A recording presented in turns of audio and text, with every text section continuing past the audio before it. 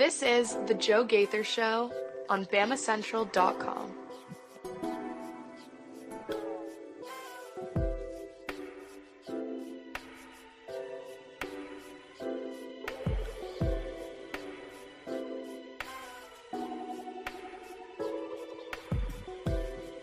Good morning, Tuscaloosa, Internet World, West Alabama. How are we doing today on this Monday? It is May 12th, and you guys are checking out the Joe Gaither Show on Bama Central, BamaCentral.com. You're watching us on the Bama Central YouTube channel. We appreciate you doing that on the Bama Central Facebook page, right there on my own social media machines at Joe Gaither6. You can find us there or on Spotify, Apple Podcasts, and Amazon. We'd appreciate everybody who subscribed, rated, reviewed the show, downloaded it right there. We got a lot of downloads already this morning, so love that. Thank you so much. Let's have a lot of fun.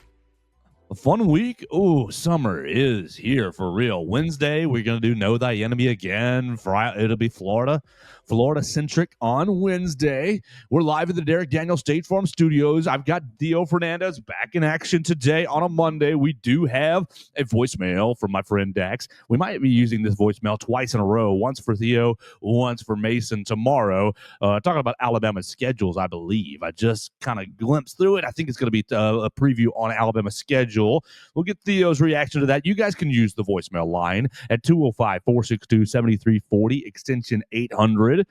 Dax is on the voicemail line talking schedules. You can talk whatever you like, bring to the table, especially over the summer. We'd appreciate that. Nobody is dethroning Dax as king of the voicemail line. We appreciate him holding that title above everyone else. No one can get that. We would challenge anyone to take that from him. I don't think you can. What else we're going to do today is talk Alabama baseball and Alabama softball. The Crimson Tide softball team is once again hosting a regional with a familiar face. Already played Virginia Tech a couple of times this season, so looks like a good chance for the Crimson Tide to get out of the regional and get to what will be a very, very challenging super regional if things break the right way, if things break what's expected. They're paired up with Oklahoma, so we'll talk about that here in just a little bit. We'll talk about Alabama's performance against Georgia in baseball over the weekend. Goodness gracious, how wet was it in Tuscaloosa this week? Oh, my gosh. I mean, driving in today, Theo, still nasty, still wet. So because it's wet, you want to make sure that you're properly insured with your vehicle. Oh, no, man, especially with the crazy drivers out there. Call Derek Daniel, State Farm Insurance, 205-758-3391 for all of your insurance needs, home, life, auto insurance needs, especially with the wet roads and the crazy drivers.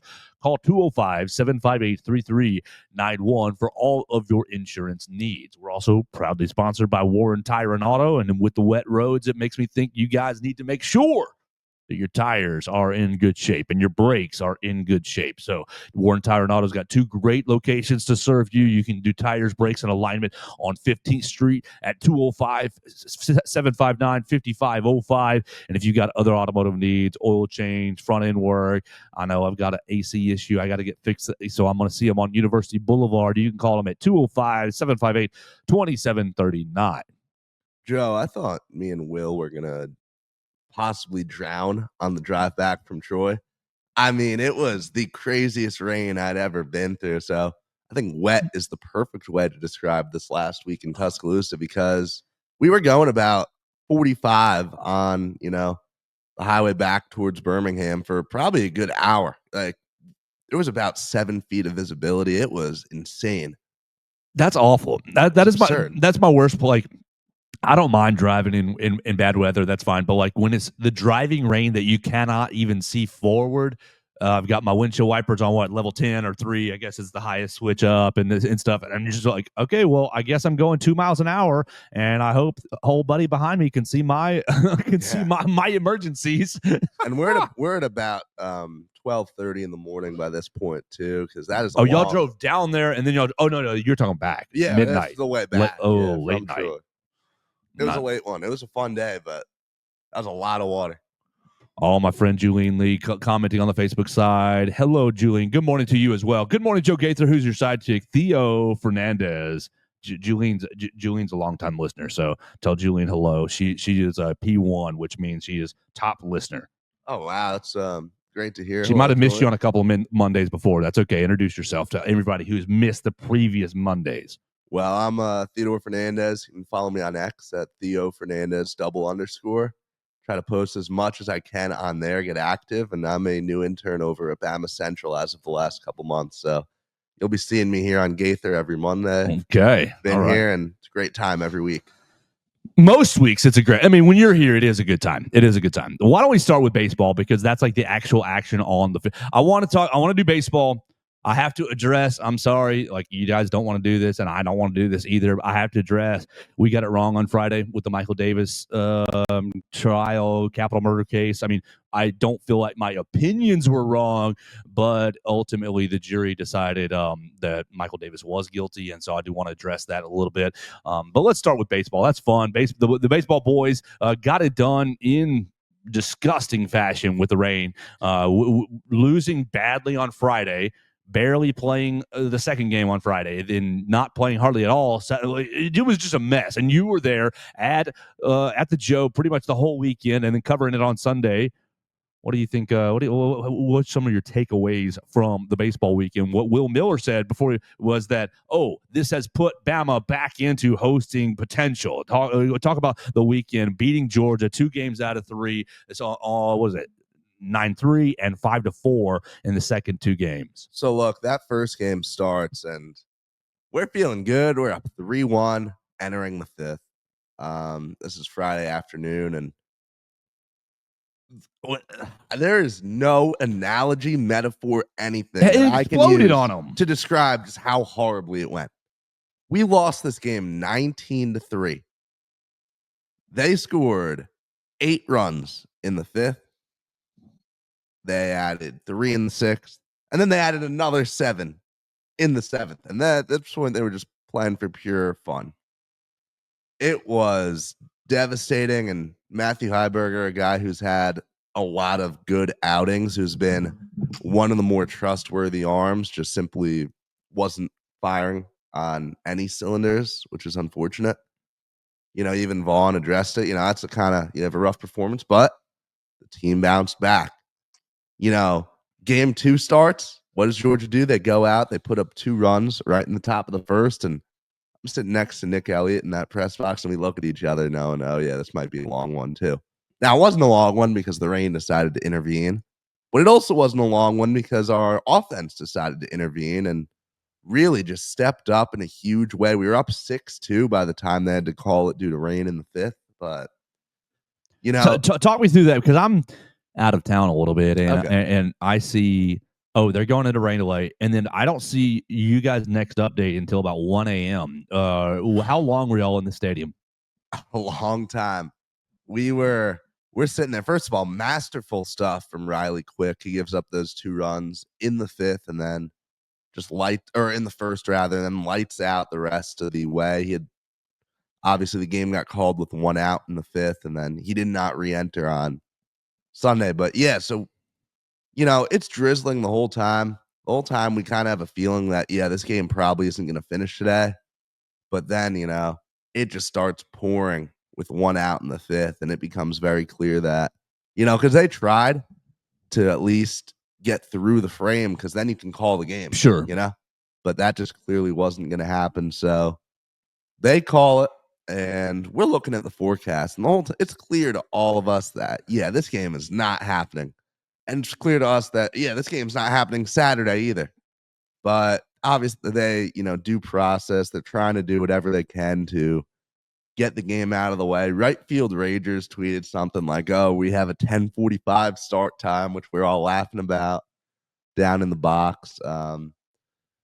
We had Brennan Norton and a bunch of Justin LeBron and the players all messing around like on the SEC network feed, just kind of trolling everyone. So we tried to entertain ourselves in any way in the press box, but we all knew that game was going to be called. We just weren't prepared for it to take so long for it to be called. Yeah, what in the world? Why is it? Were they just holding out hope? They were holding out hope, but every single forecast we could find said at least 2 hours of rain. So we all had a pretty good feeling it was going to be called. So they call that game. They say, we're continuing Saturday. Everyone knew it wasn't going to happen. So they made had a bright and early start time, 10 a.m., and we really just we picked up where we left off. I mean, Georgia got one back in the 7th just on a sack fly, but then Richie Bonamolo Jr., Bronx native, got to support a fellow New Yorker here, and he just uncorks a 3-run blast, puts that game out of reach. And then we go right into game 3 minutes later, and it's just a fast start for us. I mean, Cade Snell homered, Jason Torres homered, and Georgia got a couple runs back late, but Carson Osmer got the save in both of the games. He's got a school record, right? He does. Tell me about it. So, yeah, 15 saves. And really, he's just been a guy we can trust all year. Now, pause real quick. He sets the school record in this series, right? Yes. What do you think is going on in the other bullpen inside the mind of Alton Davis? Are you you're a little young? It's okay. So you may not. Are you? No, you get the education this weekend. Yes. What do you think Alton Davis is thinking as my replacement, more or less? I mean, it's not a direct replacement, but very, very close. I mean, Davis loses in Osmer. Osmer's like the second. I think there's one closer in between, but essentially he's your next closer up. And you can go to Georgia and try to be a starting pitcher. We'll just keep our next closer. We'll set a school record. Yeah, I mean, so I remember because I have very little knowledge about the 2022 team or the 23 team rather. And then I just remember getting in last year and everyone's telling me about how incredible Alton Davis is going to be. And obviously last year was an interesting one for him. And, you know, the whole time up in the press box, we're all just praying that Georgia decides to put him in the game. Yeah, you want to see it. You want to see it. We want to see it. Especially, you know, the joke was, and that maybe he blows the lead in the first game for them, but obviously that wasn't going to happen.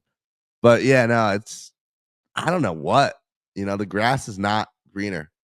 The grass isn't always greener, and it rarely ever is, you know, in that portal. So I have to imagine that Alton Davis is regretting his decision. But at the same time, I mean, yeah, you're on a very good team, but yeah, your ERA is also like 8-something right now. So it has just not been the season that he's wanted at all. Oh, well, tough for him. Carson Osmer, though, back to him. Very, very. You know, on a team that needs bullpen arms that they can trust, Carson Osmer is such a breath of fresh air.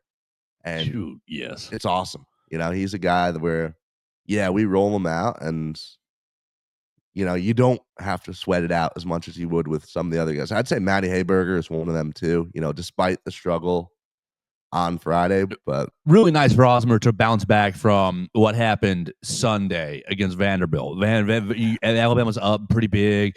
Osmer comes in to close out the last. Was it a 2-inning save? I think it was. Yeah, because we put him in the 8th. Yeah, and so he comes in and cleans up the 8th inning. No problem. Well, no, they scored once or twice in the 8th, and then they scored. They walked it off in the 9th. Mind you, he was a pitch away from closing that game out. Yes. Oh yeah, it's almost. I mean, the margin for error is razor thin. But point being, great to bounce back from your first blown save of the year to get 2 over the weekend, right? I'm sorry? No, he only got the 1 save over the weekend. Osmer? No. He got both. He got both saves in the. Okay, so he was in the game. He was out there twice on Sunday. He was. All right, great. I mean, stud. Absolutely. And so what does this leave us with, Theo? You got one more series left, and then we're going to Hoover. The Florida Gators up and down this year. Will Miller says Alabama is now in good position to host. You're not Will Miller, but what would you say? So coming in, the sentiment was kind of, okay, we have to go. If we go 4-2 over the next 6 games, we will just about be set. If we go 3-3, we'll be in solid shape. I think that's discounting us a little bit because, you know, a series win over top 10 Georgia. Team, right. This is the number 6 team in the country. Well, actually, I had the poll pulled up a second ago. I forget exactly what they dropped to, but still, incredible. They were 6. They were at 6 entering the weekend. Yeah, which we're right at 18 right now. That's what the new poll has us at. So clearly just barely on the outside looking in. D1 baseball? D1 baseball, yeah. Florida is in the poll right now at 22, And I just, we win the series. I see no way that we don't host, quite frankly. Yeah, Alabama is up to 18, as you said. Georgia has dropped from 6 to 10 in the new rankings. And just look at all the, just look at all the marquee wins that this Alabama team has. The schedule's unreal. I mean, and this series win is just a feather in that cap. And now Gainesville is always going to be a tough environment, as most SEC schools are. That's not a new thing for us. I mean, we nearly won a series in Baton Rouge a few weeks ago. So I really think that if we win this series, it's going to be insanely hard, regardless of what happens in Hoover, unless we have a Texas A&M type weekend, to keep us out of hosting a regional. With that being said, I mean, there's definitely a possibility of us losing this series. It's something where we can't be looking past it at all. We can't, discount Florida at all. But that's also something that a Rob Vaughn team would never do. So, very talented squad in this Gators team. Obviously, you don't have the star power you did last year, but they are a threat and a team that The old I Alabama think should put up a fight, but we should beat. is the old Alabama infielder still playing shortstop or third. Coleman Shelton, Florida baseball. Yeah, Colby Shelton. Colby Shelton. Is he still with them? I do not think so. I don't think so either. Now. I think he's out. I'm pretty sure he. All right, No. Wrist injury. Colby Shelton. So he's with them at least, but it looks like he's hurt. We'll see. But yeah, now Florida's good. The most fun story from the weekend in college baseball, though, is Texas A&M. I'm number one team in the country to start the season. And for those who don't know, A&M has had, literally think FSU football this year. They haven't quite been that catastrophic, but that's a very close comparison. And they came in to a home series against a Missouri Tigers team that was 0-24 in SEC play. 0-24. And you know how that series went? They got swept. Missouri turns in to the best team in the country for a week. A&M goes down, and they are likely going to be the first one seed, or the first, preseason number one overall team to miss the tournament, which is absurd. Well, I know that Alabama got them in a series. I know Vanderbilt got them in a series. The two teams that I'm kind of paying attention to for work. What's the deal? Is it just all the fallout from last year's? We lost our coach to Texas. Blah blah blah. Hooey and what's the deal? Is it just new coach isn't the right guy? What do you think is the diagnosis in College Station? Now, admittedly, I've only watched him play 4 times, which was the 3 times we played him, and then the first Mizzou game from this weekend. But I've heard that, this new coach has not been doing the job, and they have had some injury problems, but it's just so baffling to see. And if you remember the cover of the preseason D1 baseball magazine, it got posted on Freezing Cold Takes last night after the sweep went final. So I'm actually pulling it up right now because I want to get this right because it's incredible. Yeah, so here's the cover. It says Golden Age with 4 of the A&M players standing around, and then caption, in college baseball's most talent-rich era, Texas A&M leads the pack. They certainly do not lead the pack. They actually are very close to the back of that pack. Well, talent isn't everything. Do you think that they are that talented, or do you think it was an overestimate? Or do you think the analysts got it wrong, or do you think they are that talented and the new coaching staff just didn't hit the right buttons? Well, they clearly aren't that talented, because if you're that talented, you can overcome. If you're that talented, you're not 14th in the SEC right now. 10-17 in league play. Mississippi State fired their coach. They're one ahead of them. And with that being said, though, they shouldn't be that far back. They still, at the end of the day, have the players and the future MLB talent to, there should not be a question in any way, shape, or form that these guys should be clear lock for the tournament right now. The fact that the season has gone this way is almost entirely on the coaching staff. It has to be, I guess, at this point. Yeah, there's no one else you can blame. All right, let's transition a little bit, unless you have more baseball talk, because the only other baseball stuff I've got is how cool it would be to host again. It was so much fun. Yeah. No, I would love to see that because if I'm not mistaken, before 2023, like the last time was in the 90s, right? I think it was like 04, 05, something. Okay. It was definitely a huge gap. I remember writing a double. I think it was a decade worth of a gap between hosting.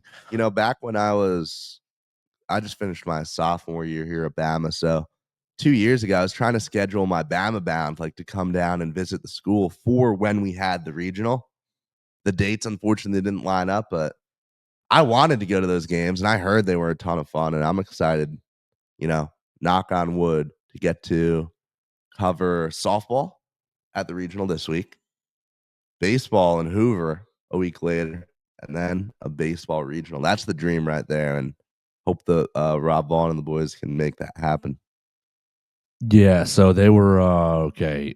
It was 06? Right, there you go. Atlanta regional champions. Says Tuscaloosa. Tuscaloosa regional right there. 06, Jim Wells. So yeah, it was basically like 06 to 23 was the huge gap of hosting. And then Alabama was in Tallahassee last year, right? And got destroyed. Last year was a travesty. Not good. We lose to FSU. Stetson, right? Wasn't that the other small school? That's the season-ending loss. Was 4-0 to Stetson. Terrible. Not good. We actually, I don't even think we played FSU because I think we lost to UCF in the first game. Yep.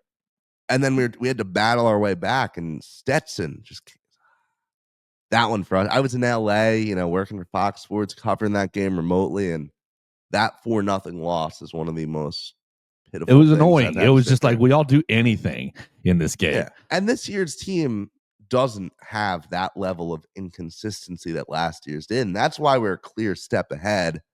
That's why I think, we haven't lost to a Stetson level team all year. We went undefeated in midweek. So I think this is markedly better team than last year.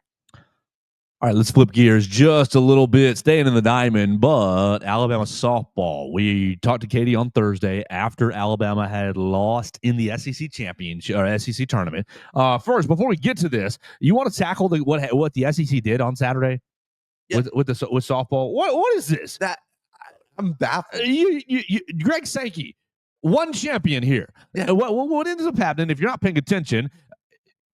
Bad weather everywhere across the Southeast. You had to have seen that. You had to experience that wherever you were. But in Athens, Georgia, where the SEC championship or SEC tournament was, you had Texas A&M and Oklahoma. Yeah. Make it to the championship. Make it to the championship game on Saturday. Bad weather. And instead of, hey, we'll play this on Sunday, or hey, we'll play this 5 hours from now, or hey, we'll play this one game over the course of 15 hours because of the bad weather. We'll just get an inning in here and inning in there. I don't know. The meathead in me has a huge problem with what they did, but the objective, it's not that big of a deal, Joe. It makes me think that they made the right decision. What they ended up doing is saying, hey, guys, instead of battling the weather, no championship game, co-champions, everybody goes home, gets ready for the NCAA selection show on Sunday. I don't know. I was left feeling not good about that. Yeah, I don't either. It's un-American in my eyes. Come on. You can't be saying, it just means more, but it doesn't mean enough to play the conference championship. That part. Right? Come on, Sankey. But at the end of the day, I understand it from the perspective of the teams. When you're 1-2, why play the game and risk but the thing is, I don't even really see any way that the loser would drop, It wasn't, I don't think it's about dropping. I think it was about getting everybody home in time for selection Sunday and realizing that the weather was going to keep you there and just I think it was just hassle. And I think it was just, this makes the most sense logistically speaking. But you don't have another game to play until Thursday or Friday. So it's not like a rest thing, it doesn't sit right with me, honestly.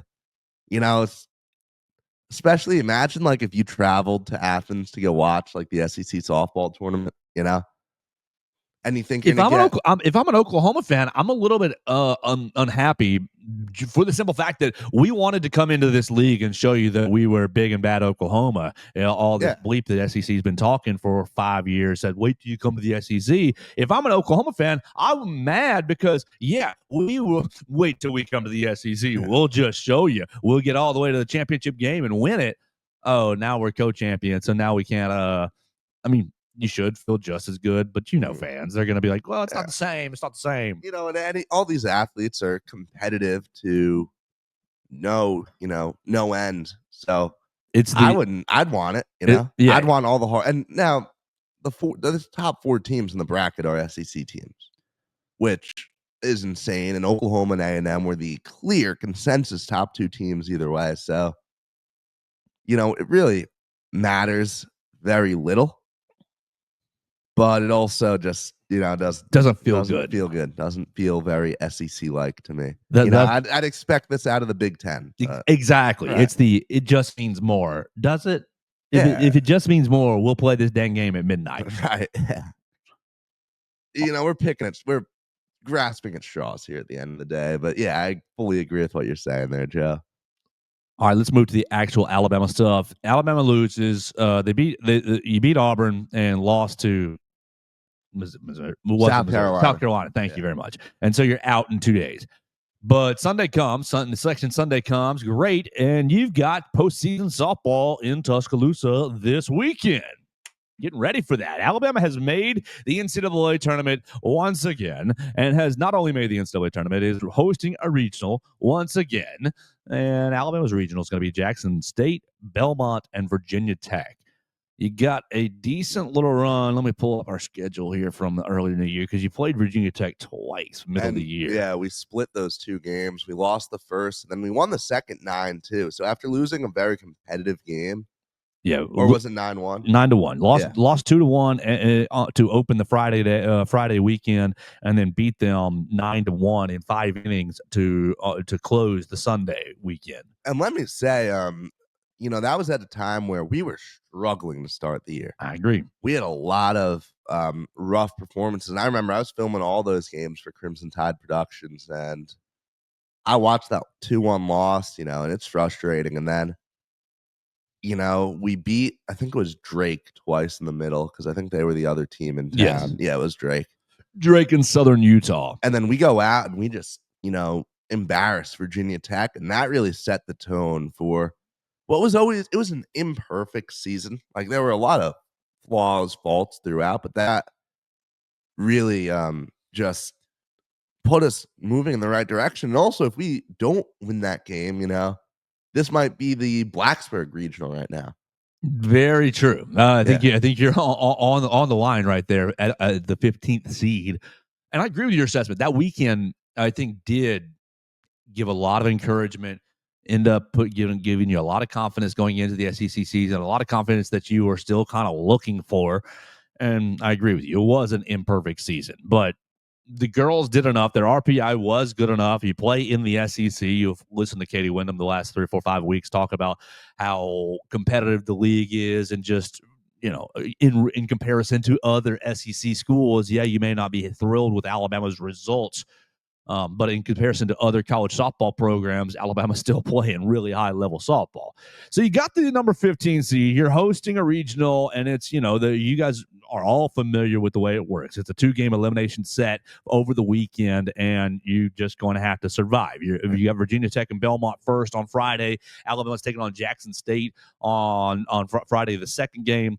You'll have the 2 winners play, the 2 losers play on Saturday, that sort of thing. You'll end up working your way till Sunday. Alabama's, I think, in a really good position to get themselves to Sunday and get themselves to a super regional. That's when things become a little more challenging for the Crimson Tide. You're matched up with, as the outlined, Oklahoma. Oklahoma's regional is who you're matched up with. Cal, Omaha, Boston, and Oklahoma are all going to Norman to take on the Sooners. Why are they making Boston go all the way to Norman, Oklahoma? That one is. Well, I mean, I think that when you get to some seeding issues. Like, okay, all of the look, you outlined it. The top 16 seeds. How many are SEC? 1, 2, 3, 4, 5, 6, 7, 8, 9, 10. 10 of the 16. 10 of the 16. Yeah. So there's only limited Really. places to like send the like Boston. Where am I going to send you up in the Northeast? Any of these Northeast? No, there's Marist up there too. Texas Tech, Arizona. We're not sending them all the way out to Lubbock or Arizona. We're going to send. I mean, I guess you could have sent them to East Coast teams like Duke and Clemson regional. But there's only limited places where you can send some of these schools, send some of these teams. Yeah, no, that kind of just hit for me because Marist is about 40 minutes from me in New York, and they're going all the way down to College Station. So, because I was always under the impression that you're not supposed to get sent more than 400 miles away. But yeah, I guess there really is no. I don't know anything about that rule. There really is no. I forget who I heard it from. Might not even be a real thing. But yeah, I guess there's just no real. It may be. I've just never heard that distinction before. I think that they draw the top 16 seeds and then they draw the rest of them and try to, pair them and spread them as equally and as evenly as they can. But when you have, an uneven region, the Southeast, that's dominating a lot of things, well, you're going to get a lot of teams sent down south. Yeah. By the way, quick note on just how special this Alabama program is. 20th consecutive year that we're hosting a regional. Just unreal. Oh yeah, but everybody wants a fire Patrick Murphy. Wait, losing their minds. Are people saying that? The last 4 years you've had a section, not anyone led by Joe Gaither, I'll tell you that, but a group of unsatisfied Alabama fan. Patrick Murphy's not doing enough. Oh, they talk about, what was it, 2010? Oh, it's a fluke to win his one title. 12. Oh, right. Drive me crazy. It's the Mark Richt conversation. Like, I would much rather have Patrick Murphy. I would so much rather have Patrick Murphy leading this program than mystery coach X coming in to replace him and say, well, maybe it's 1% better, but there's a high likelihood that it's a lot worse. Yeah, I think the fan base that has taken that track over the last 4 years has lost their minds. I didn't even know this section of Alabama fans existed. I honestly just thought Murphy was the universally loved coach. But, he is by people with brains. Yeah, right. I don't see how you could. Every single interaction I have, except after our loss to Mississippi he doesn't State, like to lose, but that's okay. I'd be a little more worried if my coach did like to lose. Right. Like I remember we get out of that game, a very disappointing loss to Mississippi State, and he goes, he's talking. I think it was just me and Anna Snyder were the two reporters covering that one, and he talks for about 20 seconds. He tells us in advance it's gonna be quick, and then he shakes our hands and it's like, okay, that's it. And we didn't even ask a question. It was just his statement. And it was tough, working a story around that, but also, he does not like to lose. And I think that's okay. I wouldn't want my coach to be any less competitive than that. But on the front side, he lets you know, hey guys, sorry, I'm not being mean to you, Theo, particularly. Right. I'm just angry about what's happened.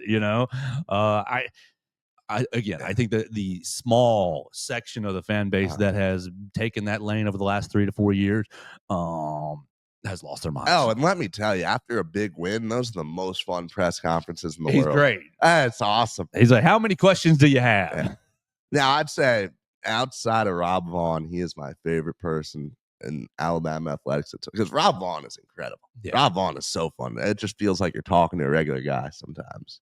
Well, they're all regular people, Theo. Oh, they are. I'm just teasing you. So that's the Diamond Sports. Wow, that carried us a long way, Theo. That's great. One final note. We were one of 3 teams this year to beat Oklahoma in a series. It was us, it was Tennessee, and it was Florida a week ago. So Oklahoma fans, it comes out, and you see them, in the comments on X and stuff, like, not happy. It's something where, we've gone out, we've shown we can beat you guys. Audrey Vandegrift had that walk-off homer in the 8th inning to take them down. Mind you, that was in Tuscaloosa. Norman is a long way from there. With that being said, I mean, you got to be feeling good about the draw for Alabama. this is about as good as it could go. And I'd rather, play a team where they they're a little scared of you. You've shown you can beat them versus, going into College Station. I'm very happy with. I think this worked out just about as perfectly as it could have for Alabama. Okay, I was a little concerned with it, but I'll take your optimism. I'll take your optimism and adopt it. Let's move. I got a couple more topics here on this Monday, but first, I want to tell you about Warren Tire and Auto. So my name is Russ Warren, and I'm one of the owners here at Warren Tire. We started in 1961. My granddad on University Boulevard, so we've been kind of a staple here in the Tuscaloosa and the University of Alabama community since then. And so thankful to be in the third generation. And we have 2 locations now in Tuscaloosa.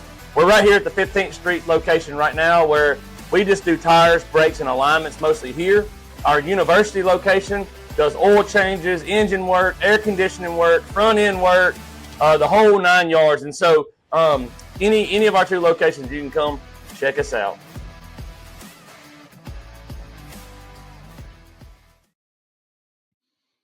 We appreciate Warren Tire and Auto for sponsoring the program. You guys can jump on and sponsor the Joe Gaither Show. Just find me in the DMs. We'd love to add you to the lineup. Theo, what about heading to the voicemail line? I know Dax called. He said he felt bad about not calling for you last week, and so he said, "I'm gonna make it up to Theo and have a voicemail for Theo talking about Alabama football schedule." So let's go to the voicemail line. You guys can call 205-462-7340 extension 800, and we will play your voicemail and react to it. It is Dax, back again on the voicemail line. I want to start by saying I'm sorry, Theo. I didn't realize that Joe was going to pull a Hugh Freeze and throw me under the bus. Telling you that, what I said. But I got to spread out the voicemails. I can't have just you or just Mason responding to them. I got to have both of y'all. All right, now on to the Dax's way too early schedule prediction. Last year's team, all the fans were saying it was undisciplined. The board needs to discipline these boys. I'm not saying they're wrong. Like, the team was a little undisciplined. Like, they didn't get up when they needed to. But DeBoer literally had to coach on pendulum. Like, he couldn't pull any Saban tactics, or half the team would have went to the dang transfer portal. There's people who realize that. This team, however, we're getting hardball. I think we're getting hardball DeBoer. So we start out with Florida State. All right, I'm going to pause him right there. Because I think that's a great concept, Theo. Last year, DeBoer was not disciplined enough. This year is hardball DeBoer. I'd like to believe in that take. Now, I believe it. Go ahead. I just find it a little hard to believe that, a coach is it seems kind of inauthentic for a coach to hold himself back, And I also, just with everything I know about Kalen DeBoer and his philosophies and the way he coaches and the way he talks to players and media and all that, like, I find it hard to believe that he would go out of his way to go easy on guys, I don't know. I don't think I can fully get behind that take there, but I definitely see where it's coming from. I don't think that's something that Kalen DeBoer would do. I don't think he's going to act out of fear of losing players or anything. Not anymore. I think that last year I don't think he acted out of fear. I wouldn't say fear is the right motivation. I would say precaution. And maybe that's the same thing. Maybe it's the same thing, and my semantics are just making it sound like it's different. But I think that I think Dax is dead on about, who am I going to press? How hard am I going to press? How do I know them well? You know the old Coach Saban line: the players don't care how much you know until they know that how much you care. I think last year was all about DeBoer really connecting with the guys and letting them know, I do care about you. Now that they know that I care about you, we're going to turn the dial up 1 or 2 ticks. I would like to believe in that, but I just, it just doesn't, from a player's standpoint, wouldn't you be a little turned off almost by a coach who's not, fully going, especially guys who are used to Saban, right? Yes, know. I think that I'm going to put myself in my own brain, and I know that I was an immature high schooler when I had a coaching change between my junior and senior year. I was too immature to accept the coach for who he was. He was a good coach. He was a good man, and he cared about us. But I thought, you don't know me, buddy. You don't know me, buddy. You don't know what I can do, what I can't do, what I've shown already and haven't shown already. And granted, that was Joe high school immaturity. These Alabama athletes are not in high school and more mature than Joe was. I want to make that very clear. But that bias is in my head, or that perspective is in my head, that I think that DeBoer comes in, it's like, man, I didn't sign up for you. I signed up for play for Coach Saban. This Alabama A is only a means to the NFL. And can you still get me there? Are you still there? I don't know. Yeah, I saw what you did with Washington last year. I think there's gonna be a little element of, is this, of course, we all love Greg Byrne and trust his judgment, but did Greg Byrne bring it? I think there's a little bit of, you've got to mold it together. Like, yeah, the pieces look like they're going to foot together, but it takes some time to actually click the piece together. Oh, that puzzle looks like a real picture again. And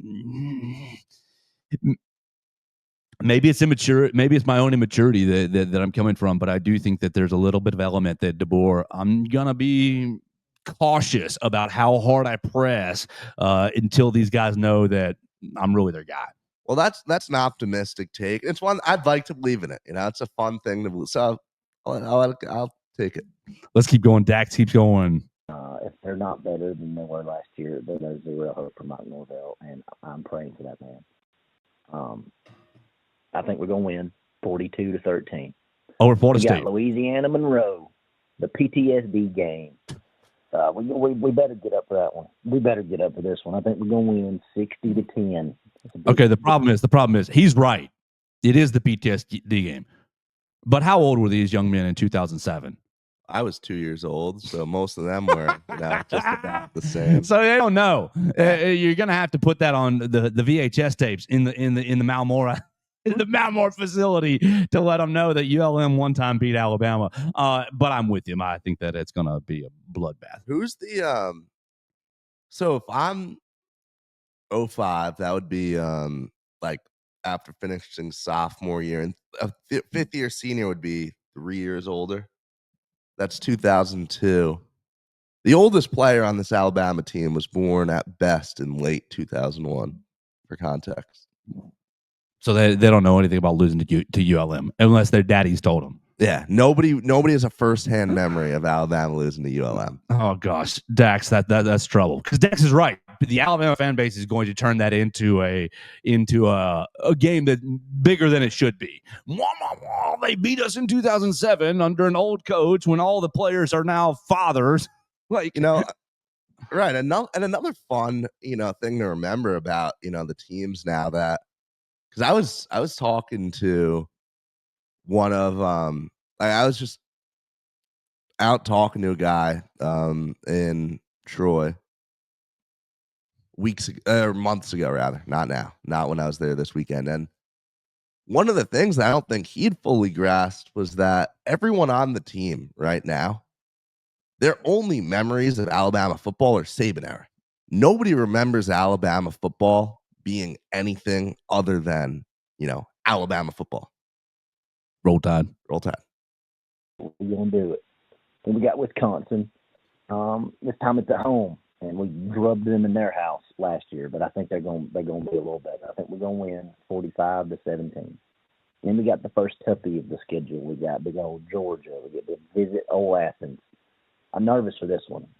As we know, DeBoer plays very well up to the competition. However, he also plays down to it. I actually think we're going to take the dub a little easier in Athens than we did last year. I think we're going to win 21-10. It's going to be a low scoring one. 21-10 for the Georgia game. Alabama wins. What do you think, Theo? What do you think? Well, just first, real quick on the first three games, Yeah, go ahead. I think that's very optimistic in our offense, just clicking that well right away.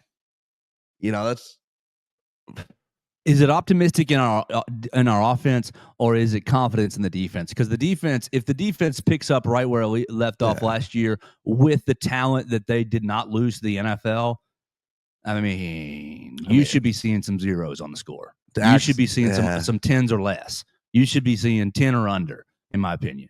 Especially, I mean, this first game against Florida State, if you're giving up more than 17, I'm going to be a little bit perturbed. I would agree. You really should not be giving up more than 14, 13 or fewer against ULM. Wisconsin's going to come into Tuscaloosa with a little more firepower than ULM, but still, I'm thinking 20 or fewer, 17 or fewer. Yeah, but when that's 150 points he's got to score in over 3 games. And don't get me wrong, I would love that. I think Florida State's defense puts up more of a fight than we're What's expecting. 21 by 3? That's 63. What was that? 21, 21, 21. If you hit 3 touchdowns the first 3 weeks, that's 62 points. 63 points. No, he had a scoring 40 on FSU. Oh, well, yeah, he did. Yeah, scoring 60 on ULM. I'm saying the requirement is not as high as he's made out. The requirement of winning, of outscoring what the defense allows, is not that high. I just don't see us going out. And, I don't think we're going full greatest show on turf the first 3 weeks. But yeah, there should be no real challenge to get to 3-0 and 21-10 in Athens. That's not so. Who is it? It's going to be Gunnar Stockton. We're going to have to do when we do our know thy enemy. Try to look up the Georgia stuff. Really, all we've done is Texas last Wednesday. Now, look, knowing the way that we have dominated. Oh, they got that Zachariah Branch fella. They got that Zachariah Branch fella from USC. They do, yeah. Oh my gosh. I don't know. 21-10 feels too low. It feels too low, but I do think we're the better team. I think, you look at a Georgia team that we beat last year, and you look at the fact that we improved, I think, a lot. I think I'm gonna go win here. A low win in a low scoring game isn't the most far fetched thing. I don't think. Well, none of this is far-fetched. Let's keep going with Dax. He has us 4-0 now after the Georgia game, coming back home to take on Vanderbilt. Good old Vanderbilt. Shouldn't even have to say anything. Bama, 90-0. And we got Missouri. A lot of people think this is the trap game of the schedule. I think hopefully we got some discipline this time. DeBoer, don't do it to us. I think we're gonna catch that W, 23-14. Then we got Tennessee. Now they are going to be, I think their offense will be more efficient than it was last year with Joey at quarterback. I think Nico has a higher ceiling, but his brain and his dad might get in the way of his ceiling, of his growth. I don't know. But anyways, about Tennessee. So we actually have a QB this year who I believe will be able to get it to the wide receiver. We're going to win 24-17. I don't care what the number is as long as you beat Tennessee. I actually think that might be our first loss of the year. Tennessee at home.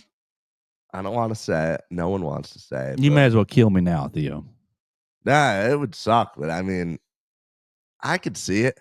I think that people are really underestimating how good Aguilar could be. You've been on his train since the trade. Tell us. I mean, why? I'm high on him. I was impressed by him 2 years ago at App State, and I kind of just throw whatever happened at that, 75% empty stadium over at UCLA, kind of out the window, because that was never going to go well. I mean, you are the least supported program in the Big Ten, taking a jump from a Pac-12 conference that you already struggled in to, traveling across the country every other week to go play, in some cold weather environment. So I'm not super concerned by any struggles he had last year. I really think that Tennessee could be a top 5 team next year. I think that I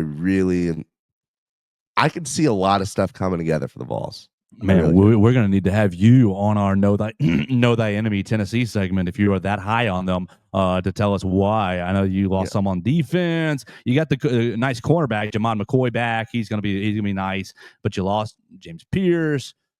Man, these are just all off the top of my head. You lose a guy like Dylan Sampson. I mean, Dylan Sampson was a man running the football last year, and so.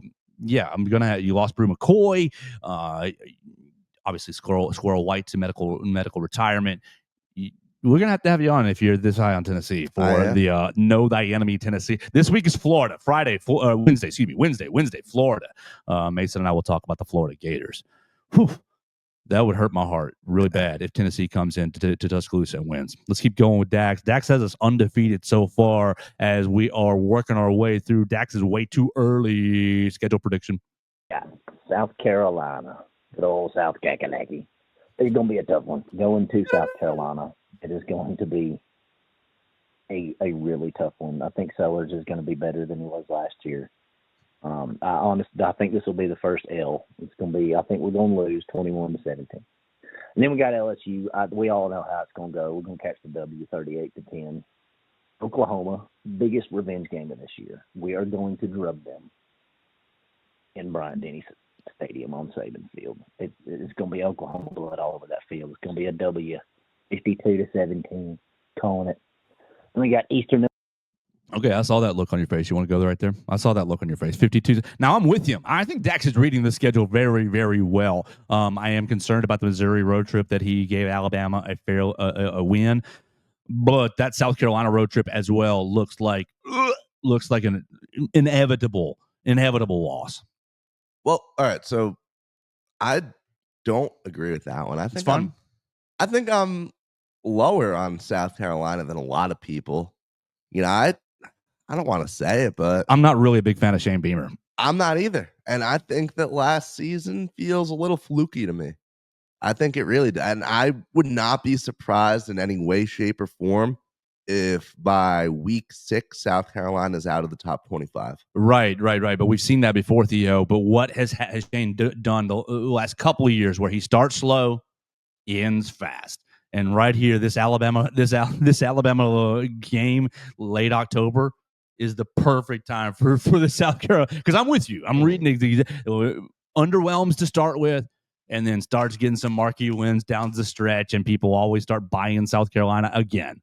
What's the marquee win that would start getting people to buy South Carolina again? Home upset over Alabama. Everyone's rushing the field. Oh, my gosh. The Sandstorm's going crazy. You're coming. It's the week after your Tennessee game that has taken you to the brink, probably. I still think Tennessee is the more likely loss than South Carolina. I mean, I don't think you can discount it. Now, LSU, you agree with that? Will you agree with what Dax said? Big time. Just the way that rivalry goes, big time. I am not a Garrett Nussmeier stan. I think that Garrett Nussmeier is. I think Garrett Nussmeier has a good arm and is okay college quarterback, but I think that he is very trickable. I think that you can change coverages at the snap. I think that you can give him looks that end up not being the right looks. I'm sorry. I think he is you can game him because I think that he is very formulaic in, I see cover two. Cover two means throw this route. And once the picture changes, he's already throwing this route and then he's got. I think he's easy to snatch in some traps. So, yes, I do agree with him on the LSU take. And I don't want to call him like a two-dimensional quarterback, but I don't think that third dimension is fully unlocked for Nussmeier, if that makes sense. Where now, with that being said, I think, he could prove me wrong. LSU QBs, we've seen them take a lot of jumps during off seasons. We've seen a lot of guys elevate. Now, did you know that Oklahoma is Josh Pate's number 10 team in the country to start the season? I didn't know people were that high on the Sooners. Again, I'm going to have to look at them when we do Know Thy Enemy because I'm not real sure what he would be going off of. They John Mateer, is that the quarterback that's going to be likely take the reins there? I know they got the 5-star defensive lineman back out of the transfer portal that they looked like they were going to lose. I haven't followed them well enough to know what they'll look like. Did they get Jaden Ott, the Cal running back? Jaden ought to go. HOTT ought to go. Yes, he did, right? I'm pretty sure he went there. Yeah. And he's a big time player, I think, but I just don't see how this isn't. I think this is the biggest revenge game here in Tuscaloosa. Yeah, I think you're loving the fact that all 3 losses that you had last year are all coming back to town. You get Vanderbilt, Tennessee, and Oklahoma back in town. I don't know anything This is Eastern about Illinois. Win 55-3. Yeah. Then we got good old Auburn. Joe, I know you don't believe in Auburn Jesus, but I'm here to tell you that he exists 100%. No team besides Auburn is that lucky year after year. Well, maybe not year after year. They kind of suck, but maybe Ole Miss. Ole Miss is a little lucky too. But Auburn Jesus 100% exists at Jordan-Hare Stadium, 100%. I think we're still going to get the W because Auburn's longest streak against us is 6 years in a row. We at least have to tie it with this one. I think we're going to get the W. 35-30. It is going to be close. So, yep, that's how I've got it. South Kakalaki is the only L of the season overall, 11-1. And we're going to make the playoffs with that for sure. So, let me know how y'all think about that one. Love y'all boys. Be safe. Roll Tide. Roll Tide. That's Dak. Love you too, man. Thank you for always being a part of the show and calling. I cannot overstate enough how much it means to me. A lot. But I want to take you to the Plains. Nick Saban always had trouble. Always had trouble. It didn't matter. I mean, Katie was on it on this weekend or on Thursday talking about it. Like Bryce Young, your best quarterback ever, Heisman Trophy winner, is down 10-3 to TJ Dadgum Finley on the Plains. That's how much Nick Saban had trouble. So this will be Kalen DeBoer's first trip down there. Team on paper better than Auburn. I mean, you still got to get there down to November. You still things will change, but right now on paper a lot better than Auburn. Will the Auburn voodoo, the Jordan-Hare magic, will it bite Kalen DeBoer? I don't think it will. I again still am yet to see Auburn beat Alabama in my time as a diehard college football fan. I would love for that to stay the same. I also agree with Dax. Like, yeah, we have to get that streak to 6. I also like the fact that he agrees it's completely ridiculous for you to ignore the voodoo magic. I think that, I think that probably 90% it has of our to be audience explainable. agrees. It's not quantifiable. Some things can't be quantified. Then it's not real. Period. The kick 6 is replaying very really in my head. Yeah, right the now. kick 6 is easily explained. Nick Saban took a risk because he didn't want to go to overtime, and what ended up happening? Like, it's easy to explain. You had a bunch of overweight, unathletic kick, pass kick protection, field goal protectors. Sorry, who's the Mandel? Mandel is the holder, the punter holder who can't make the tackle. Like, it's not Auburn voodoo. It's just Malzahn saying, "Man, this kick's really, really long. Why don't we put a joker back there in case it's short and it's 1 second? If he gets tackled, whatever." It's just calculation. It's just playing the situation here. Auburn, I guess. Auburn. But I think DeBoer takes care of business down there. I think he does as well. I think that the Auburn faithful are going to get really restless with Hugh Freeze this year, unless some things pick up from 7-5. He's been talking, recruiting. He's been playing though. We're still recruiting. We're still building the talent of the roster. Well, buddy, I think that this is the 3rd year for him. I think that you need to make sure that the talent of the roster is good enough to win you 8, 9, 10 games.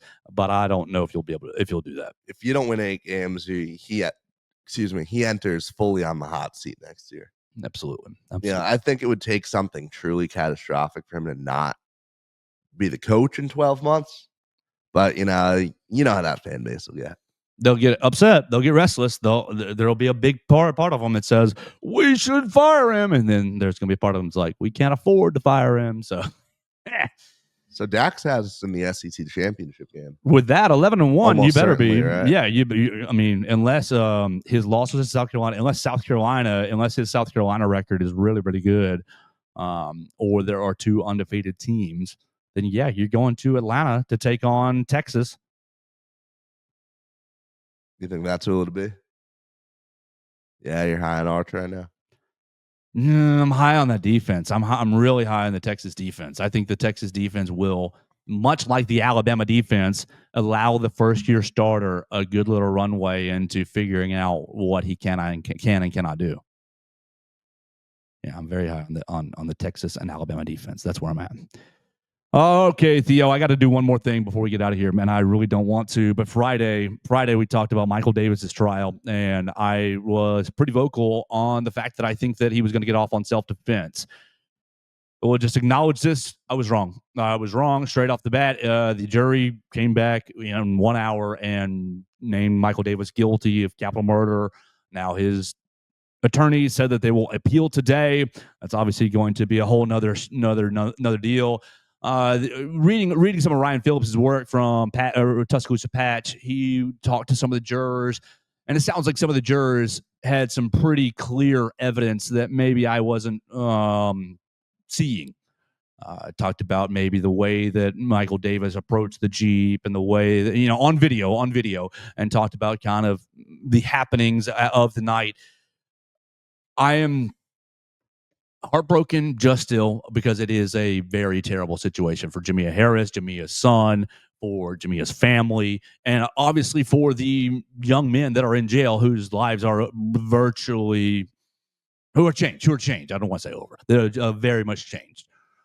So it's very, very sad. But I want to acknowledge that I was wrong, and I want to acknowledge that the courts did find Michael Davis guilty. I do think it's more complicated than that. I think that Cedric Johnson and some of the other parties bear some responsibility here. But that's just the way the justice system works. I think that sometimes you're not going to get everything that you want.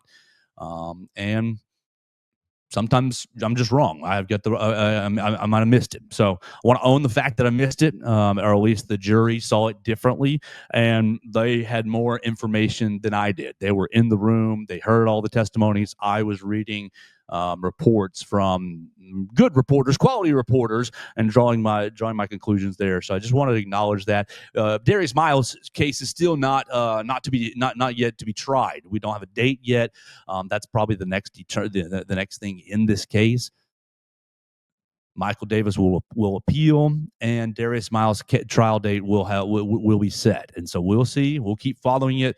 My stance continues to just be really sadness over all of this, and disappointment on the way that people have run with narratives over, all Alabama basketball people are bad, the basketball players are mean. I don't really know. I think it was just a tragedy, a really horrible night that ended badly for a lot of parties.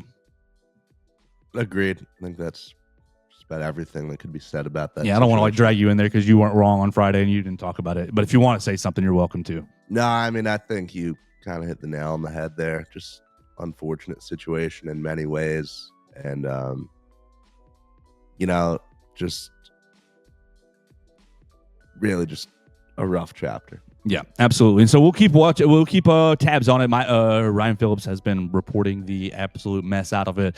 And if you need to read or want to read anything about the trial, I would suggest you go to Ryan Phillips' Tuscaloosa Patch and read. You can read about Brandon Miller's testimony, Jaden Bradley's testimony. You can read really about them all. And he interviewed a juror afterwards, and he was able to kind of get a perspective of what they were what they were talking about in the deliberation room. So I wanted to readdress what I got wrong on Friday before it got away from us.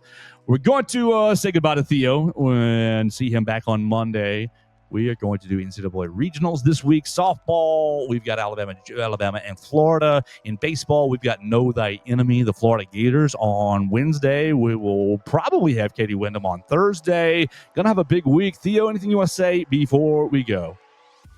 No, I mean, man, this is a fun week coming up. First of all, Justin Thomas fell just short, which was unfortunate. I was watching it in the sports desk at WVUA. Thought for a good chunk of it that he was going to pull through. It was a gutsy performance. That's how I describe it. I mean, he had a birdie on 17 that was impressive. Kept himself in it, and Sepp Straka just did not make a mistake anywhere. He did not let up. So that was fun. I'm excited to watch the championship this weekend. And I'm also very, very excited to see how it goes on the diamond for our two teams this weekend. We'll be following it all right here on the Joe Gaither Show. We'll talk to you tomorrow right here on Bama Central and BamaCentral.com. Thanks for joining us on today's edition of the Joe Gaither Show on Bama Central. Keep up with Joe on all his social media pages at Joe Gaither6. Subscribe, rate, and review the show on Spotify and Apple Podcasts, and be sure to read us daily at BamaCentral.com.